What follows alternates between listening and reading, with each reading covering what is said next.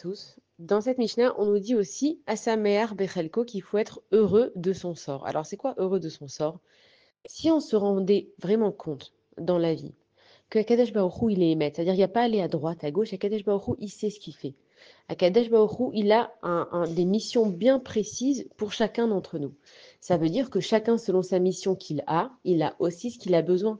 Donc, le fait de ne pas être heureux avec ce que tu as, c'est que tu es en train de remettre en question déjà ta vie, mais ce que Akadosh Baruch Hu, il est en train de faire, tu crois vraiment que Akadosh Baruch Hu, qui fait attention à chaque détail, chaque animal qu'il ait à manger, chaque fleur, quelle est l'eau pour pousser, tous les détails qu'il y a dans ce monde qu'on ne se rend même pas compte, le soleil qui se lève, la lune qui reflète la lumière, tellement de la condensation, la pollinisation des fleurs, c'est-à-dire que il y a tellement de choses qui rentrent en compte dans une vie.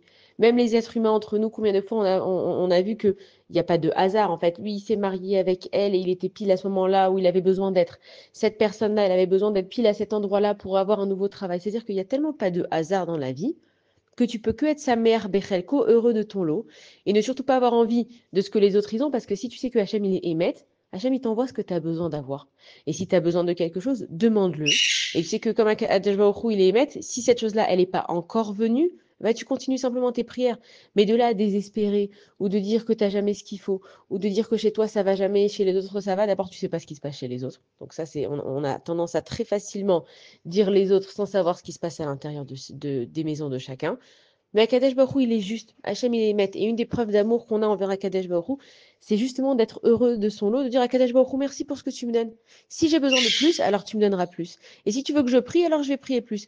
Mais aussi de vivre en étant heureux de son lot, ça nous permet de ne pas courir après cette vie, après cette concurrence de la vie, de se fatiguer nous-mêmes à cette course qu'on se met, et il faut que je sois comme ça, et regarde, elle a fait, et regarde, lui, il a dit. On est sans arrêt en tacharou de la vie, en concurrence pour essayer de prouver aux autres qu'on a réussi. Mais si chacun il a sa vie et que chacun il a sa mission, peut-être que là où toi tu as réussi, bah lui il n'avait pas besoin de réussir.